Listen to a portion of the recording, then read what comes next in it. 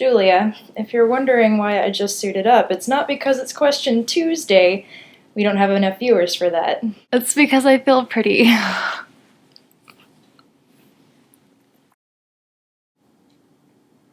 You watch Pretty Little Liars? I'm just kidding, I love that show. However, there are a couple of problems that I, myself, have with it. The first being that every human being should have thighs that are thicker than your forearms. And the second one being, where are the redheads? So, Julia, this week I did nothing that could even remotely be considered stimulating, except for coloring my hair. And it made me think about the representation of redheads in the media, which is actually more interesting, I hope, than it just sounded. Statistics in fashion magazines show that red is the new blonde. Now, I didn't know this when I went red for the first time, but apparently I went with the right decision. So I tried to think back on all the shows that I used to watch as a kid that had a redhead. There were just a lot. It's actually kind of surprising how many shows I came up with in a list that had ginger kids. And this is the earliest childhood show that I could think of. The Adventures of Pete and Pete. This show is probably the first one from our generation that starred not one, but two ginger kids. Pros. Pete and Pete were two brothers, so it's good family. I'm pretty sure that the whole family had red hair, maybe? Kind of like an early Weasleys without the magic. An extremely catchy theme song. Cons. Big Pete was like totally neurotic. Little Pete was like a pain in the butt. It was just a really weird show, but that might count as a pro. I don't know, I just want symmetry. Moving on. Here we have Robert Bobby Budnick of Salute Your Shorts. Cons. He was just a total jerk and kind of the bully of Camp Anawana. Pros. Look at those locks.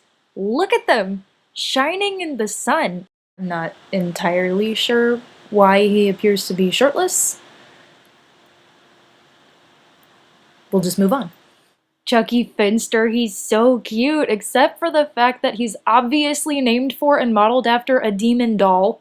Judy Funny and Roger Klotz, both from Doug, a contender for the #1 coolest Nicktoon of our generation. The only problem is they're both bullies in Doug, Judy being the older melodramatic sister, and Roger being just mean. Then there was Eugene, whom everybody felt bad for because he was bad luck. Eliza?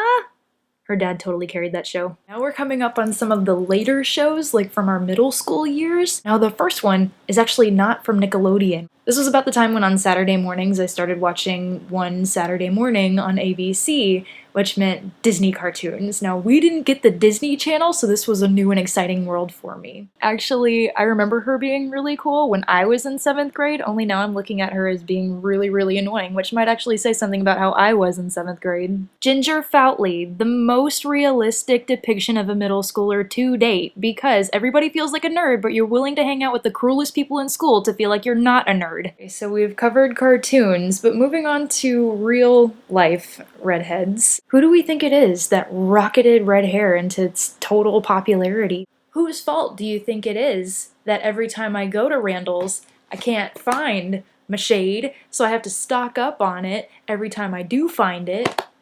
That's right. It's Lindsay Lohan, and look how cute she is with the red hair, and she weighs more than 40 pounds. Aww. And when did she start going crazy? It was right about now. Yeah, right now. But there do seem to be some good signs indicating that red is again on the rise. For example, yeah. I mean, I've always kind of been a fan of Scarlett Johansson, but oh my gosh. That was just like one of the coolest things probably ever. Also, it seems like the YouTube video blogging scene is pretty well populated by redheads. Like, I'm pretty sure this is her natural hair color, but she just dyed it black, which makes me kind of sad, so I don't know. Oh my gosh, she's a Trekkie too! And last but not least, more like Charlie is so cute, like. And now I think we're seeing that redheads are on the upsurge again because there's not a single commercial break that you can get through without seeing a redhead somewhere in a commercial. Anyway, I'm tired of looking for pictures. See you later!